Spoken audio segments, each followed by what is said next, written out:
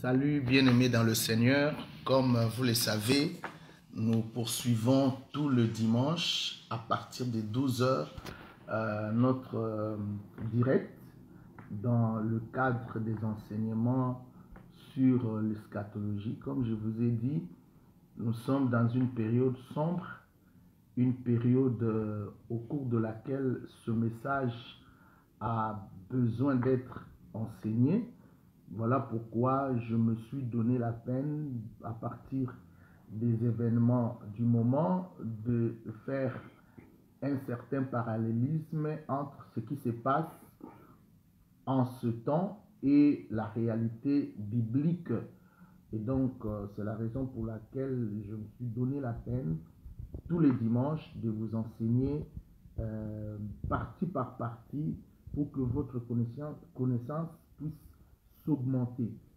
Aujourd'hui, je voudrais m'atteler sur les différentes prédictions concernant la mise en place du gouvernement mondial et du fameux dictateur mondial qui, je l'espère, selon les Écritures bien sûr, se prépare pour être intronisé. Donc, je voudrais rester sur les prédictions. Je ne parlerai pas seulement des prédictions bibliques au sujet du gouvernement mondial, mais je souhaite aussi aborder les prédictions des scientifiques, les prédictions des hommes politiques et les prédictions des certains serviteurs de Dieu que je veux vous lire, pour que nous puissions faire un tour d'horizon par rapport à la mise en place de ce gouvernement mondial. Donc, en commençant par la prédiction de la Bible, j'ai deux textes que je vous propose de lire avec moi et nous allons les comprendre ensemble pour voir comment se prépare à partir du domaine politique la mise en place du gouvernement mondial. Donc, je commence avec le texte des Psaumes, chapitre 2. Nous allons vous lire le verset 2 et vous allez constater que ce verset des Psaumes 2.2 fait directement écho dans le Nouveau Testament, dans Actes, chapitre 4, le verset 26. Donc, Pierre fait référence de ces versets et il les contextualise dans son temps, dans son époque, par rapport à ce qui s'est passé avec les chefs politiques et religieux de son temps. Psaume chapitre 2, verset 2. La Bible dit, je commence à partir du verset 1er. Pourquoi ce tumulte parmi les nations, ces vaines pensées parmi les peuples? Le verset 2. Pourquoi les rois de la terre se soulèvent-ils et les princes se liguent-ils avec eux? Et les princes se liguent-ils avec eux contre l'Éternel et contre son oint? La question a été posée ici par le psalmiste. Pourquoi le roi de la terre se soulève-t-il contre l'Éternel et contre son oint? Pourquoi les princes de la terre se liguent-ils avec les rois de la terre contre l'Éternel et contre son oint? Écoutez-moi bien. Loin de l'Éternel, c'est le Messie, c'est le Machia. Le Messie. Le Messie, c'est le roi.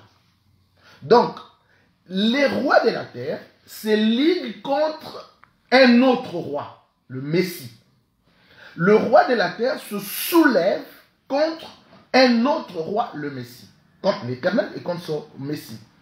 Alors, le fait seulement que ce roi se ligue, le fait seulement que ce roi se soulève, forme une union ensemble, ayant un même dessein, pour s'opposer à l'oint, pardon, c'est ce que nous appelons la conspiration.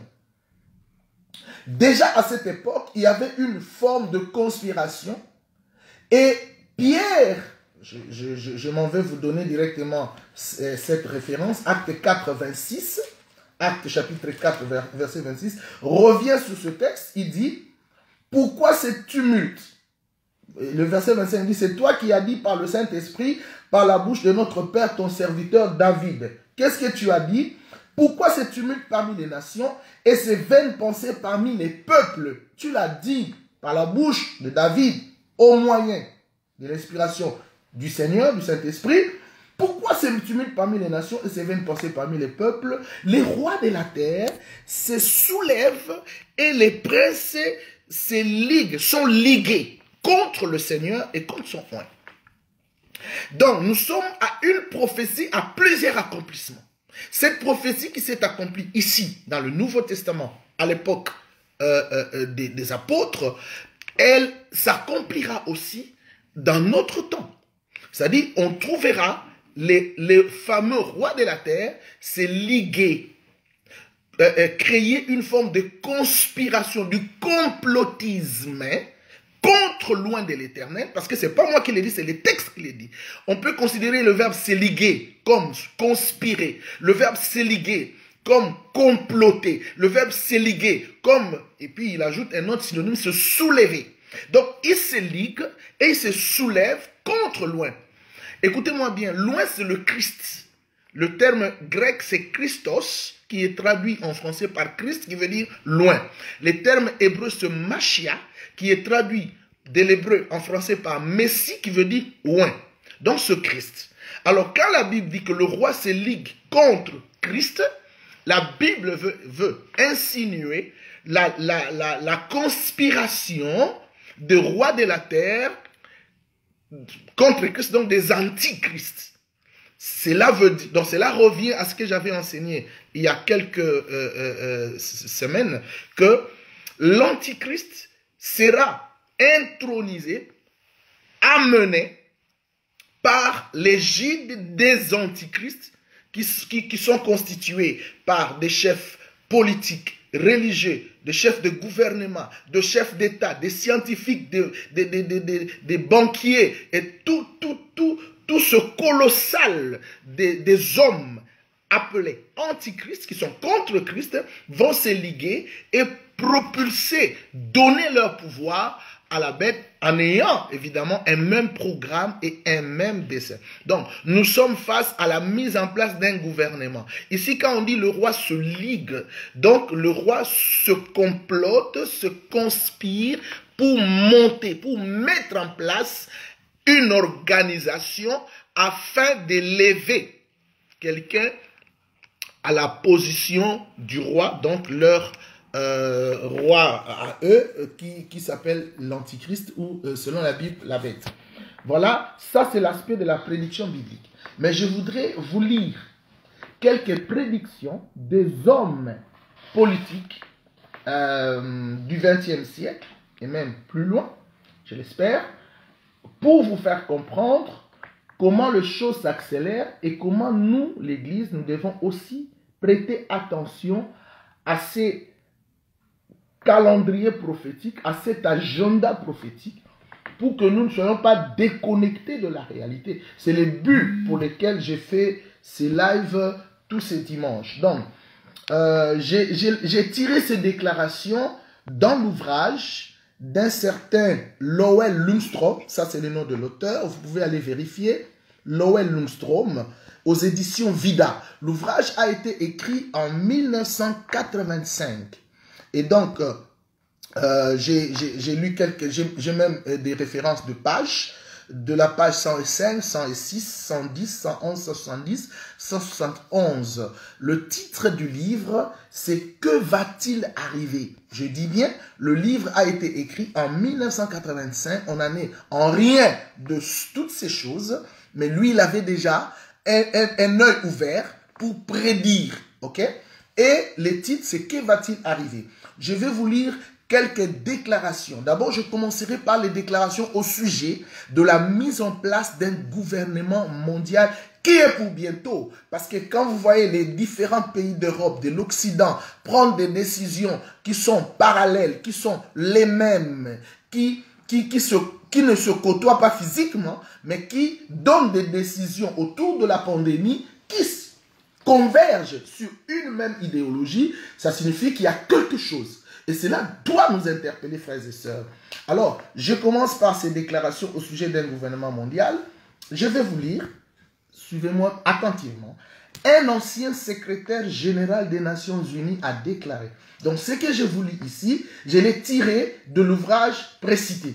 Il a déclaré ceci.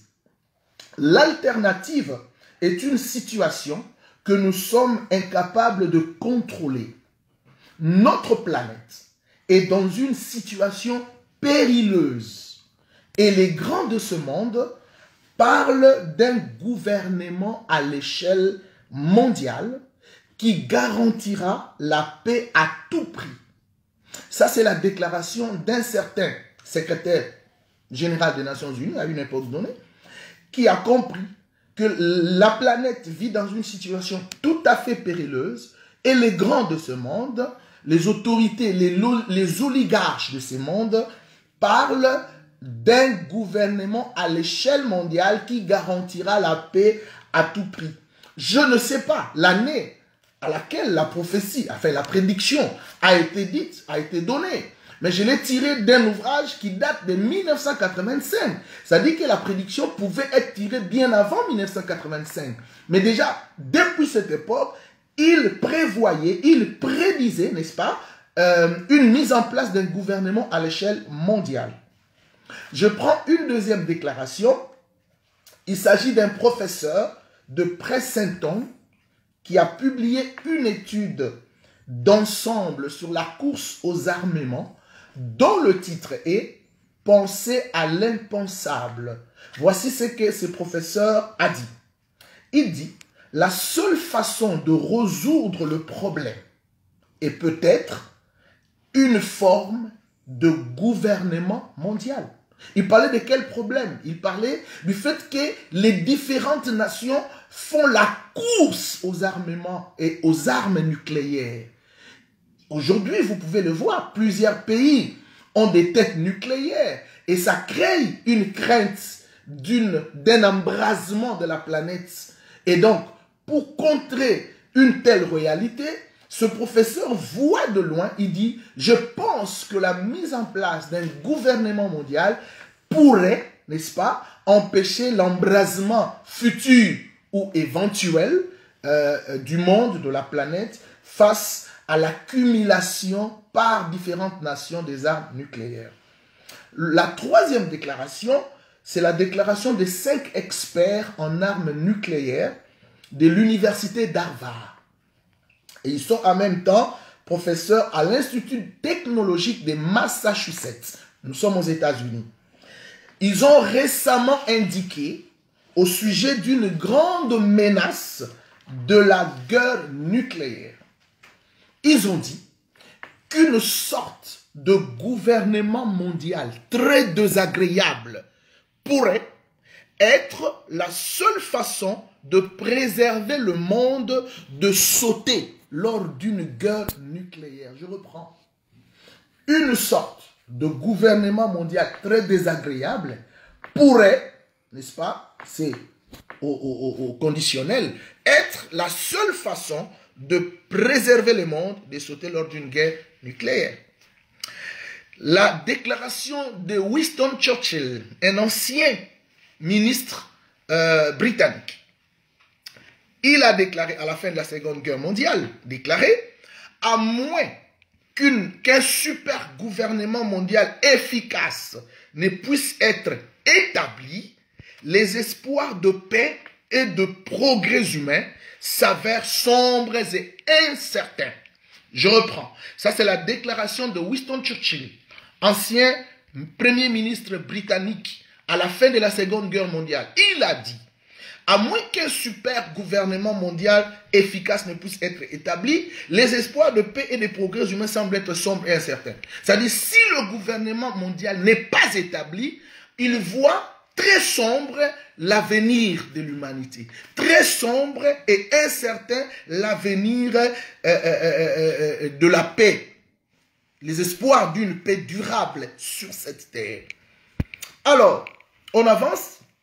Le scientifique Albert Einstein, le fameux, le célèbre physicien, a dit un jour, les désirs de paix de l'humanité ne peuvent se réaliser que par la création d'un gouvernement mondial. C'est un scientifique. Il a dit que les désirs de paix de l'humanité, parce que la raison pour laquelle l'idée d'un gouvernement mondial s'avère indispensable, imminent, n'est-ce pas, ou imminente, la raison, c'est parce que il faudrait à tout prix mettre la paix. Cela signifie qu'avant que le gouvernement mondial ne soit établi, l'humanité, la planète, la Terre va traverser des périodes de troubles. Mais il faut voir comment on commence à confiner, à reconfiner, à confiner, à déconfiner. L'objectif, c'est de créer le trouble. Et à partir de ces chaos, à partir de ce trouble, on va amener l'humanité à un changement, à un changement de paradigme, à un nouveau système de gouvernance. Je viendrai dans ça. Donc, Albert Einstein a compris que le désir de la paix de l'humanité ne peut se réaliser que par la création d'un gouvernement mondial. Un certain James Warburg, dans son livre The West in Crisis, l'Occident en crise, il a écrit, nous vivons une périlleuse période de transition. Donc, James Warburg voit déjà que nous sommes en train de transiter vers un nouveau système. Nous vivons une période de transition entre l'ère des États-nations pleinement souverains et l'ère d'un gouvernement mondial. Donc, nous sommes effectivement, il faut le voir. Si vous n'avez pas des yeux pour voir, je suis désolé, chers frères et sœurs, il faut le voir. Nous sommes en transition. On est en train, petit à petit, de boycotter la souveraineté des États-nations pour rentrer dans un nouveau paradigme, dans un monde tout à fait particulier, différent. C'est-à-dire qu'il faut passer de ces États-nations souverains. Il faut boycotter cette souveraineté pour rentrer dans le gouvernement mondial où toutes ces nations seront unies, vont rassembler leur pouvoir et leur autorité, vont le céder à un personnage, à une nouvelle autorité qui sera établie, n'est-ce pas? Donc, il parle de transition entre l'ère des États-nations et l'ère du gouvernement mondial global. Et enfin, je terminerai dans ces déclarations de Brzezinski. Brzezinski, un ancien conseiller du président américain sur les questions de sécurité nationale à l'époque, dans son livre, il dit, le titre de son livre, Between Two Ages, c'est-à-dire entre deux ères, au milieu de deux ères, entre deux périodes, Between Two Ages. Il dit ceci, il défend ouvertement la nécessité d'un gouvernement mondial, parce qu'il dit, l'ère des nations parle, c'est comme ce que James Warburg a dit, et l'ère des États, du gouvernement mondial s'annonce. Il faut que ça soit amorcé à tout prix, parce qu'eux le savent. Et surtout que la Bible a prédit que l'Antichrist va réunir la terre entière, il n'y a rien à considérer ça comme un fake news, rien à considérer ça comme une chose qui ne s'accomplira pas. C'est certes, elle s'accomplira parce que Dieu a donné son autorisation. Ça, c'est fantastique de le savoir. Je veux maintenant passer aux prédictions sur la venue du dictateur mondial. Parce que la dernière fois dans mes vidéos, j'ai expliqué, d'après les textes de l'Apocalypse 13, comment les dragons a donné à la bête son autorité, son trône et sa puissance, sa grande autorité, son trône et sa puissance. Donc, la Bible a prédit déjà ça. Ok?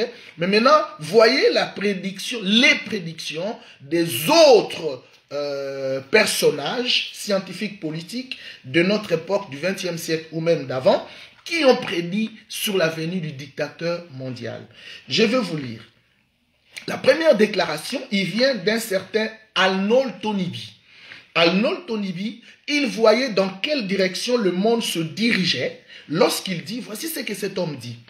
En forçant l'humanité d'acquérir de plus en plus d'armes meurtrières, et en même temps, en rendant le monde de plus en plus interdépendant économiquement, la technologie a amené l'humanité à un tel degré de détresse que nous sommes prêts à déifier un nouveau César. Nous sommes prêts, écoutez ce que cet homme dit, nous sommes prêts à déifier, à diviniser un nouveau César qui pourrait réussir, n'est-ce pas, à donner au monde l'unité et la paix. C'est-à-dire, l'Antichrist serait l'homme qui devient Dieu. Parce que Christ était Dieu qui est devenu homme. Donc, il fait juste l'opposé du Christ. Et lui, il est dit, Toynbee dit, nous sommes prêts à déifier, à diviniser un nouveau César qui a dirigé l'Empire romain à l'époque. Nous sommes prêts à déifier, à diviniser un nouveau César qui pourrait, il le met toujours au conditionnel, qui pourrait réussir à donner au monde l'unité et la paix. Vous voyez, vous voulez voir, autour de ça, il y a la notion de l'unité, la notion de la paix. La notion de la paix revient dans la bouche de tous ces gens, ce qui signifie qu'avant la mise en place, il faudrait qu'il y ait des chaos, il faudrait qu'il y ait de l'anarchie, il faudrait qu'il y ait du désordre, il faudrait qu'il y ait de la récession, il faudrait qu'il y ait de troubles. L'humanité va perdre le contrôle et il va passer des périodes sombres tellement, et c'est alors que l'homme qu'ils attendent viendra imposer ces méchantes actions. Il y a une autre déclaration, c'est d'un certain Sidney Harris. Sidney Harris, c'est un journaliste au Chicago Daily News. Il a fait un commentaire suivant dans un article intitulé « Nous voulons un Messie, pas un dirigeant ». Donc, il a écrit un article, ces fameux journalistes, et il dit « Nous voulons un Messie, pas un dirigeant ». Alors, écoute ce qu'il dit. Les gens n'arrêtent pas de dire « Nous avons besoin d'un dirigeant ». Mais ce n'est pas ce qu'ils veulent dire. Ce n'est pas ce qu'ils veulent dire. Ce que la plupart d'entre eux recherchent n'est pas un dirigeant. Car un vrai dirigeant ne nous dit pas ce que nous devons entendre. Un vrai dirigeant ne nous dit pas ce que nous devons entendre. C'est-à-dire, si c'est un vrai dirigeant, il ne va pas nous dire ce que nous voulons entendre. Alors, ce que nous recherchons, ce n'est ni un véritable dirigeant, ni un véritable messie, mais un faux messie. Imaginez. Il dit pas un vrai dirigeant, pas un vrai messie, un faux messie. Un homme. Yes, un homme. Un homme qui nous donnera des réponses très simplifiées. Un homme. Un homme qui justifiera nos façons d'agir. Un homme. Un homme. Bref. Nous recherchons un dirigeant. Un homme, un dirigeant, qui nous montrera comment être le même vieil homme. C'est bizarre quand même. Cet homme vient, il nous montre comment garder les vieils hommes, l'homme du péché, l'homme adamique. Comment être le même vieil homme, mais avec plus de succès. Son ancien nom, c'est Satan. Je n'invente rien, je ne fais que la lecture des extraits tirés de l'ouvrage. Que va-t-il arriver? Voilà ce que cet homme dit. Son ancien nom, c'est Satan. Un dirigeant, nous l'attendons. Un homme, nous l'attendons. Il est en chemin. Il vient. Henri Spaak, un des premiers ministres, un des premiers, à envisager le marché commun, un ancien secrétaire général de l'OTAN, a dit un jour dans un de ses discours, nous ne voulons pas d'autres comités. Henri Spaak, nous ne voulons pas d'autres comités. Nous en avons déjà de trop. Ce que nous voulons est un homme de stature suffisante pour que tout le monde lui obéisse et pour nous faire sortir du bourbier économique dans lequel nous nous enfonçons. envoyez-nous cet homme. Que ce soit Dieu ou le diable, nous le recevrons. Henri Spaak, envoyez-nous cet homme de stature suffisante, avec une grande autorité, pour que tout le monde parvienne à lui obéir. Nous voulons cet homme, nous l'attendons, envoyez-les nous. Et nous allons le recevoir. C'est triste. Si ces gens sont à l'attente d'un homme qui va venir, qui veut venir, que dire pour l'Église, en quel temps nous sommes, pour que nous puissions nous préparer en conséquence. Et la dernière déclaration, c'est la déclaration d'un ancien premier ministre belge qui a dit: la vérité est que la méthode des comités internationaux, la Ligue des Nations et les Nations Unies a échoué. A échoué. Ce dont nous avons besoin, c'est d'une personne, un individu, quelqu'un d'un niveau très élevé, possédant beaucoup d'expérience et d'autorité, beaucoup d'influence et d'une grande énergie, qu'elle vienne et vite, que ce soit un civil ou un militaire, peu importe. Il nous faut quelqu'un qui ignore la paperasserie, qui écarte les comités, qui réveille les gens et pousse les gouvernements à l'action. L'homme dont nous avons besoin et que nous attendons, prendra tout en charge de l'humanité, tout en charge. Je le répète, il n'est pas trop tard, mais il est grand temps. Je le répète, il n'est pas trop tard, mais il est grand temps. Nous attendons cet homme. Nous voulons cet homme. Bien-aimés, je viens de vous brosser en quelques mots, en quelques lignes, les prédictions. Parce que le thème de ce matin, ce n'est que les prédictions.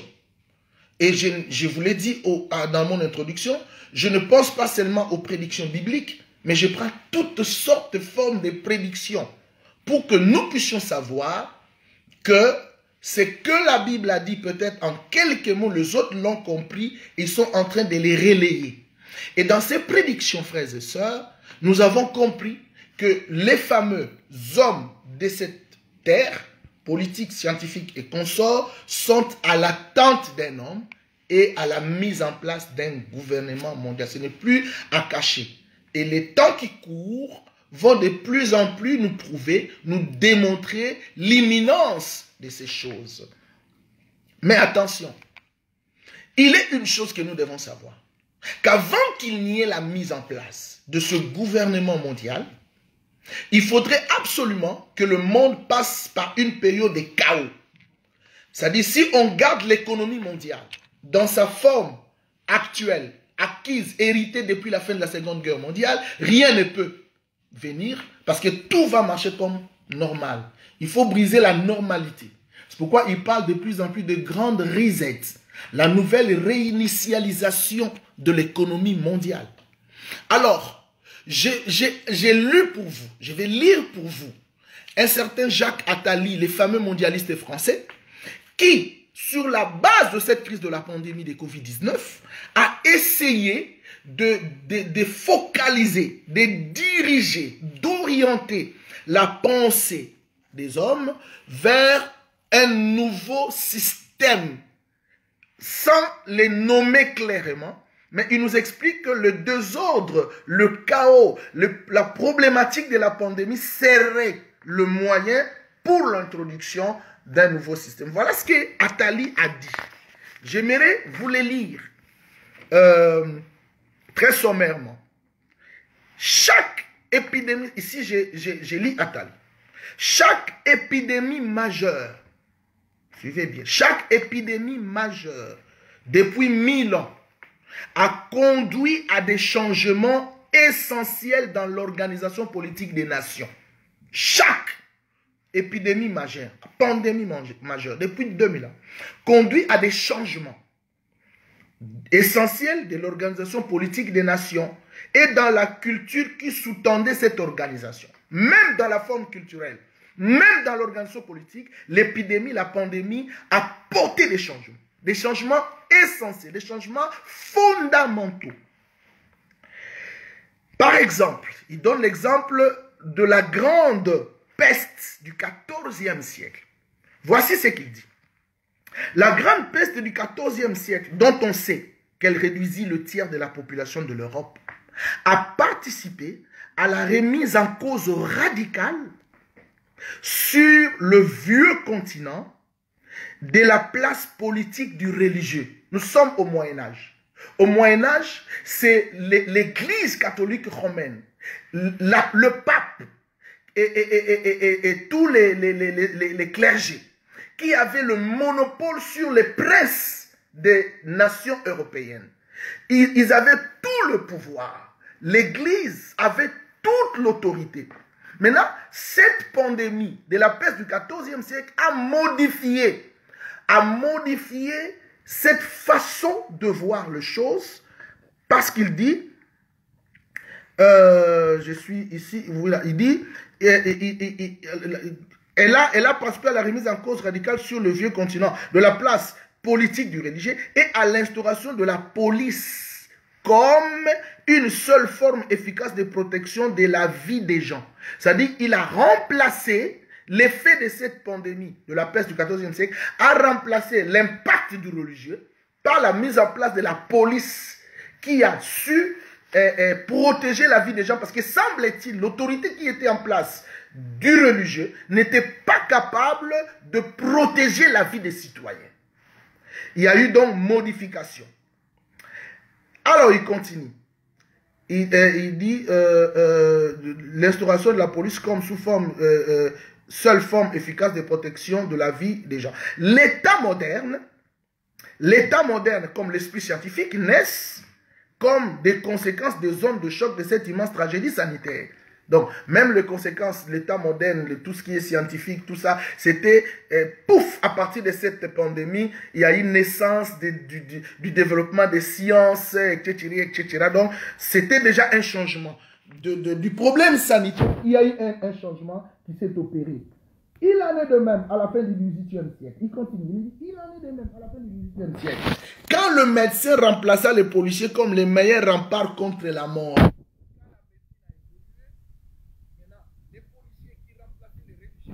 ont été remplacés par le médecin comme le rempart contre la mort. On est donc passé en quelques siècles d'une autorité fondée sur la foi à une autorité fondée sur le respect de la force, puis à une autorité plus efficace fondée sur le respect de l'état de droit.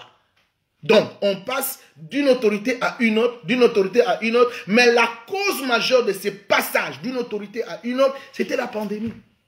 Ça, c'est le point de vue d'Attali. À chaque fois qu'une pandémie ravage un continent, il poursuit.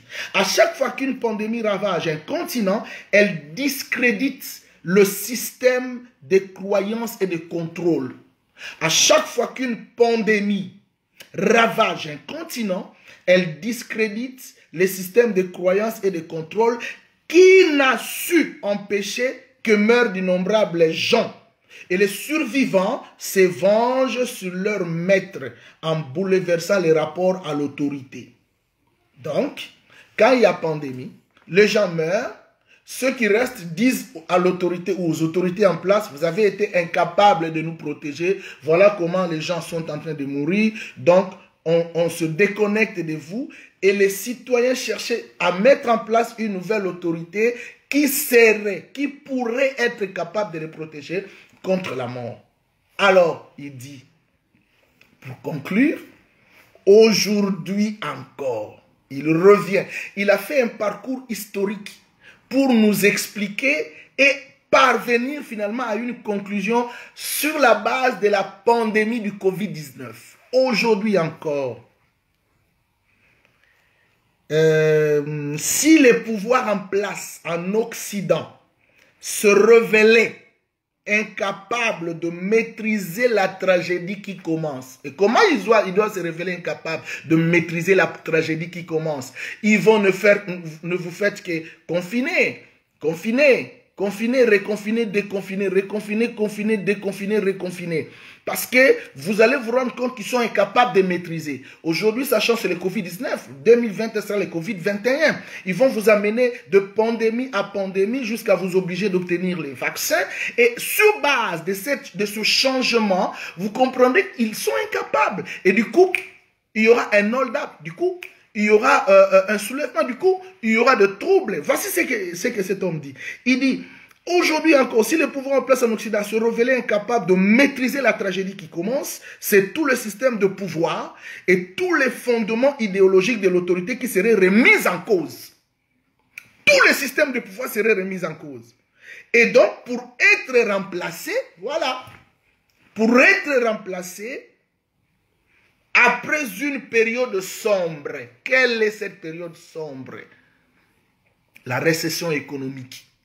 Les chaos, le chômage, le trouble, le manque de nourriture, l'épuisement des stocks alimentaires. Cette période sombre, après cette période sombre, il sera remplacé par un nouveau modèle fondé sur une autre autorité. Je reprends cette phrase en entièreté. Aujourd'hui, ce paragraphe, pardon. Aujourd'hui encore, si les pouvoirs en place en Occident se révélaient incapables de maîtriser la tragédie qui commence, c'est tous les systèmes de pouvoir, tous les fondements idéologiques de l'autorité qui seraient remis en cause pour être remplacés après une période sombre par un nouveau modèle fondé sur une autre autorité et la confiance en un autre système de valeurs. Point final. Mais j'ai posé la question à Attali. De quel système de valeurs voulait-il parler? D'accord? De quel nouveau modèle d'autorité serait-il susceptible de remplacer l'actuel? Voilà, nous sommes dans le système d'autorité des États-nations. Quand ce système d'autorité des États-nations devrait subir le changement, il serait remplacé par un nouveau système d'autorité mondiale. C'est bien clair, parce que c'est un mondialiste. Donc, vous allez comprendre que le nouvel ordre mondial, le nouveau gouvernement mondial ne peut être établi que sur fond de troubles. Il faut qu'il y ait de troubles, il faut qu'il y ait des désordres, il faut qu'il y ait la crise, il faut détruire l'économie, il faut effondrer l'économie dans sa racine, amener le pleur, amener les dépendances de la population, amener la population à quémander pour qu'il leur survienne une condition pour pouvoir accepter ce nouveau système. Je suis dans les prédictions. Je veux clôturer ma réflexion de ce matin en vous donnant les prédictions d'un certain David Wilkerson. Voici l'ouvrage. Si vous pouvez vous en procurer. La vision, le titre de l'ouvrage, écrit par David Wilkerson. En 1973, David Wilkerson fut un pasteur américain qui est le célèbre best-seller de La Croix et le Poignard. Ce fameux livre qui a fait du bruit, du boucan. Alors, je prends la page 13 où il parle d'un désordre économique. Déjà en 1973, David Wilkerson disait « Une catastrophe se prépare.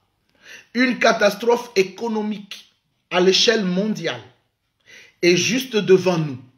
Dans ma vision, c'est la chose la plus claire que j'ai pu voir. » Il continue. « Je vois ces désordres économiques frapper l'Europe pour affecter ensuite le Japon, les États-Unis, le Canada et peu de temps après, toutes les autres nations du monde. » Il poursuit. « Ce n'est pas tant une dépression que je vois venir, mais une récession. » Je dis bien, il dit bien, ce n'est pas une dépression, mais c'est une récession d'une telle ampleur que le style de vie de presque chaque salarié en Amérique et dans le reste du monde en sera profondément affecté. Les pays qui contrôlent aujourd'hui d'importantes quantités de devises occidentales vont affronter de sérieux problèmes. Ça, c'est la page 13. Je m'en vais vous lire un petit paragraphe à la page 14 et 15. Il dit, sans aucun doute, des années maigres nous attendent, avec leur lot de désordre monétaire et de désespoir. Il est difficile de préciser quand cela arrivera exactement, mais il est certain que c'est pour bientôt. Les plus grands économistes du monde seront désorientés, incapables d'expliquer les raisons de ces désordres. Une crise internationale de peur se développera. Il ajoute, page 15, une confusion économique approche et des années maigres sont devant vous. Il y aura cependant quelques années grasses et florissantes qui vous permettront de vous préparer en vue des années maigres. Travaillez et priez afin que vous puissiez régler toutes vos dettes et que vous soyez en mesure d'affronter des rigoureuses réductions du budget. L'argent ne circulera pas comme par le passé. Mais si vous êtes dégagé de toute dette, vous pourrez accomplir votre travail même pendant des années difficiles. Ne vous effrayez pas. N'ayez pas peur. Préparez-vous seulement et attendez. Je prends la page 16. David Wilkerson. Il dit, je crois que nous allons assister à la faillite de quelques-unes des sociétés les plus grandes et les plus populaires aux États-Unis. Je vois apparaître des grandes difficultés pour les sociétés de crédit.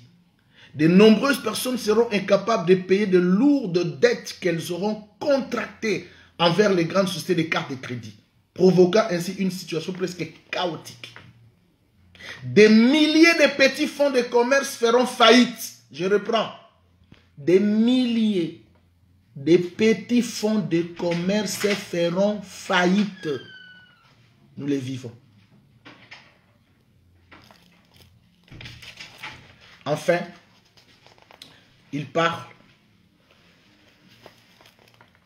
à la page 22 et 23, pour clôturer. Il dit, un appel va être lancé pour remplacer tous les systèmes monétaires du monde par un système unique. Je crois que nous allons voir un nouvel empire romain se développer et servir de base à un très puissant leader mondial qui se lèvera pour restaurer l'ordre économique.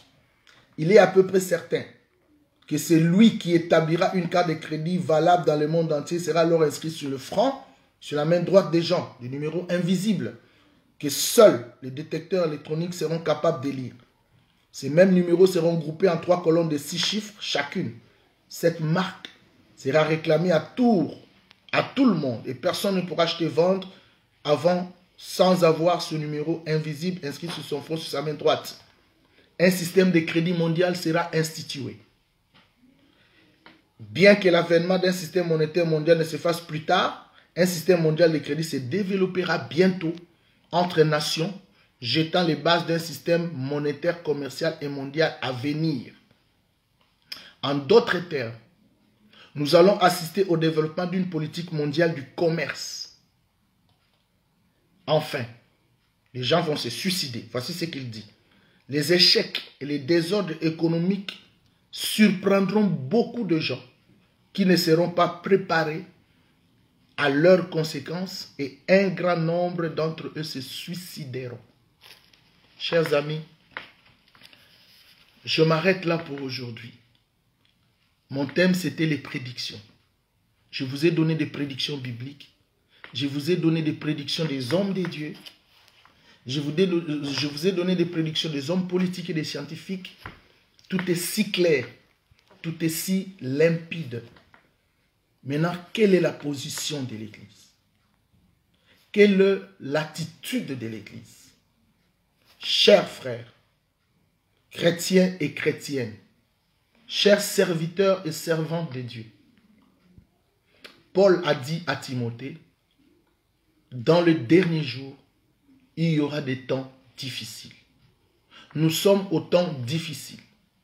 Nous n'avons pas l'intention de vous faire peur. Plutôt, nous avons l'intention de vous dire la vérité. Elle peut blesser. Elle peut susciter la frayeur. Elle peut susciter la crainte. Mais c'est la vérité. La vérité mérite d'être enseignée. Jésus a dit, je suis le chemin, la vérité et la vie. Si on ne dit pas la vérité, il y a risque que ces jours nous surprennent. Il ne faut pas que ces choses nous surprennent. Et pour qu'elles ne nous surprennent pas, nous devons dire la vérité. Acceptez cette vérité, mais préparez-vous. Osée a dit, prépare-toi à la rencontre de ton Dieu.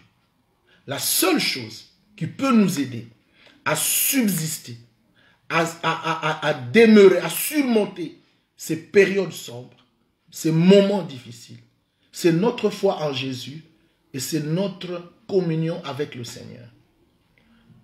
Je veux poursuivre ces réflexions. Je pense qu'il y a des questions que vous vous posez. L'Antichrist doit venir, oui. Mais on nous a dit que l'Église doit d'abord partir. Qu'en est-il de cela? Alors je vous donne rendez-vous par la grâce de Dieu le dimanche prochain. Nous allons parler de l'Église dans cette période de confusion. Quand, où, comment sera l'Église? Que Dieu vous bénisse. Partagez cet enseignement. Envoyez-les partout à vos contacts afin que les messages de Dieu, la vérité de Dieu, puissent se répandre et bénir la multitude. Que le Seigneur vous bénisse. Un bon dimanche à vous. Je vous souhaite la paix, la grâce et la bénédiction du Seigneur. Amen.